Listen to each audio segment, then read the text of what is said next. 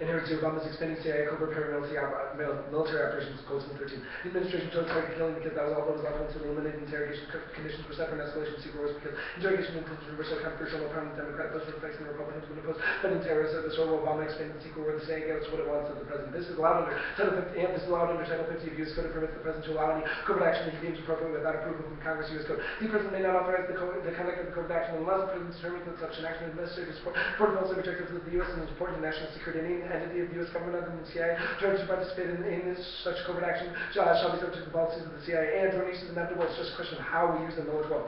The Obama administration has been secretly developing a new blueprint for pursuing terrorists. The effort reflects reality, setting known counterterrorism links. The government expects to continue adding names to the killers for years, at least another decade, given the way Al-Qaeda continues to fantasize officials in nuclear and then cite the U.S. as regionally midpoint in the war on terrorism. Obama's institutionalized practice of target killing. Thus, the plan: the U.S. federal government should move all target killing operations from U.S. Code Title 50 authority to U.S. Code Title 10 authority under the Department of Defense. Our percentage of our U.S. credibility is ever speak to lose the battle of the narratives Harvard 12. Too often extremists have defined as not the other way around. One of the greatest security threats to the country continues to be the hijacking of our national narrative. While our powers are essential to security for training our values is more important in the long run. While the drone program is effectual to combat Al-Qaeda whack-a-mole, no one will keep us if we need to win the argument. We're paradoxically close to losing control of our narrative and allowing the extremists to define what we stand for. Foggy lies and lack of information made it far too easy for terrorists to shape and spread their own story. With the President and Congress have a responsibility to craft a winning narrative, and Pakistan and the Taliban are telling the world about the failures of our drone programs in Echo 13. When you go to the tribal areas of Pakistan or Southern Yemen, drones in the face of U.S. foreign policy, we don't describe our vision for how they're used. We allow the Taliban now in Pakistan and the government to tell our story about drones, which is a strategic communications lapse. And there are two issues taking the perception of U.S. drone policy: unilateralism and sovereignty. Down to 12. Washington latched on EV because it's important to only national security toolbox of the primary weapon of the post-9/11 campaign against jihadist groups in 70 to 20 countries. More than half its group of U.S. drone attacks. The ongoing drone war feeds a widespread perception that the U.S. does not consider the interests of other countries. The simple reason that the drone war is completely unilateral and focused on U.S. interests. The drone war reinforces the image of American unilateralism. While unilateral action is the most effective way to serve U.S. interests over the long haul, UN officials have begun to suggest that aspects of the drone war may not conform to international law. The president is at the helm of a top secret process to designate terrorists for kill. International observers see something menacing in these experts. The UNHRC has questions about the drone war's legality based on the sovereignty issues. Targeted killing does not violate the second state sovereignty if the second state consents. A backlash against the drone war reminds us that means and method matter as much as ends, and international and internal credibility are the key internal links to soft power, more important than hard power to your recent flow of information. 9A. Politics become a contest of competitive credibility. Politics and information age may ultimately be about whose story when governments compete with each other with other organizations to enhance their credibility, and we cannot their opponent's reputation as well as matter in world politics, but the role of credibility has become even more important power research given the paradox of plenty of treatment of prisoners in Abu Ghraib, Guantanamo, the perception of hypocrisy under the new information age. The soft selling for more effective than the hard sell without credibility and insurance and public diplomacy cannot treat the cultural research and the power of attraction. The effectiveness of public diplomacy is measured by minds change, and the power of attraction is key to US and Germany 9-4. The attractiveness of the US will be crucial to our ability to achieve the outcomes we want. We will benefit if we are able to attract others into alliance of NATO, not only aggregates the capabilities, also as these nations train together. The U.S. is an attractive source of security. If the U.S. is an attractive source of security, other countries will set their expectations and directions conducive to our interests. That power flows from that attraction. Dismissing the importance of attraction is merely a fear of popularity, ignores key insights from the nuclears of leadership hold the realities of the information age, and soft power prevents wars through coalition treaties and promoting democracy. Failure 6. American remain dominant due to soft power capabilities and training. American previously takes the start of Washington's worldwide network of allies. Allies are a great asset to the U.S. because they shoulder some of its burdens.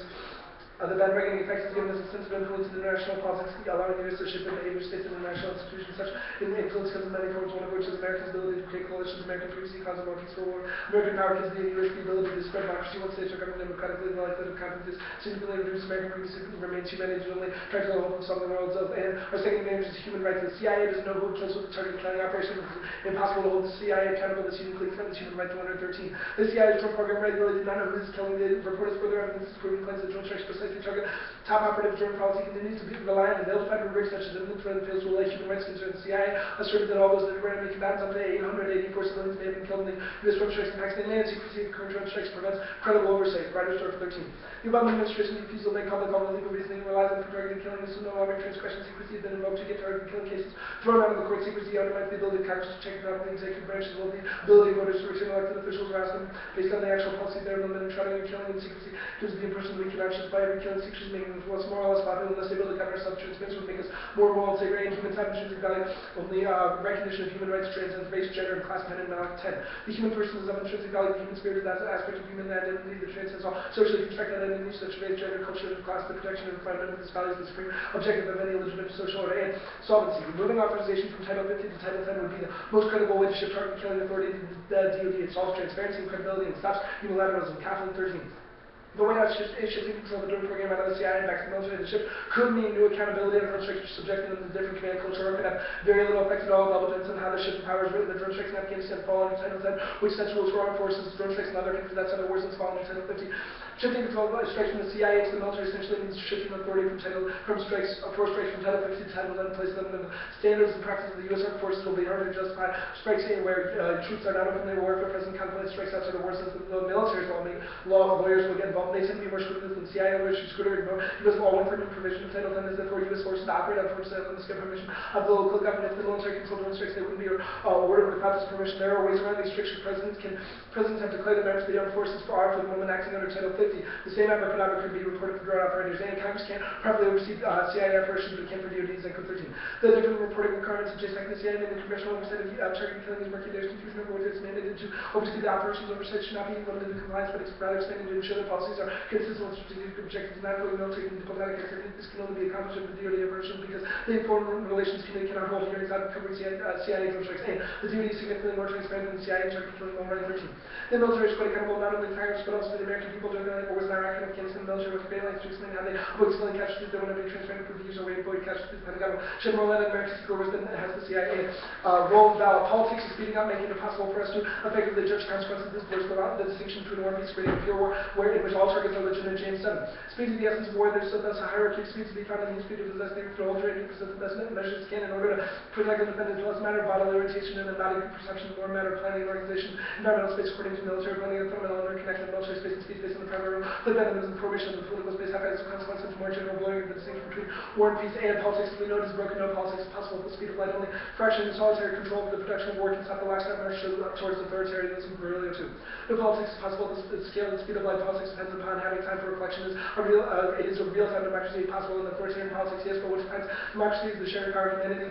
No longer lives in the present, but rather in the telepresence of the world, progressively with automated destruction and nuclear weapons that impose a dramatically short period of we have delegated political power to a single man who delegates execution to a machine. Soon war will be waged by automatic machines. The new weapons being designed will strike their objectives blind at the speed of nanosecond to millisecond, at the speed of light. Man can neither see the weapons arrive nor fend off the attack. The role of the battle is to deconstruct the USFG's race to deploy drones against the suspected terrorists. The judge should vote for the team that best questions the role of defense intellectuals in the world. As defense intellectuals, Theo and I have a unique obligation to question the increasing speed of military politics in the academic debate setting. This is the only way to reject the lockstep march toward irresponsible and hasty military action. Arguments advocating Hollis 10. The bogus perception of the World Trade Center disaster manifests the characteristics of time, space, compression, all integral actions such as 9/11, all of the economic meltdown, 2008, the hurricane, followed by swift political action. Immediate action is key in these cases to create the impression that political authorities have responded decisively in ways even more important than that they got the problem than in the first place. These examples illustrate why scripture that intellectual discourse not be controlled by political interests and that be allowed to flow from freedom, fueled by the excitement of inquiry and the desire to find answers and explanations. Free of self-interest is one of the tasks of the intellectuals to disentangle the complex web of interrelation, reaching the nature of the intellectual discourse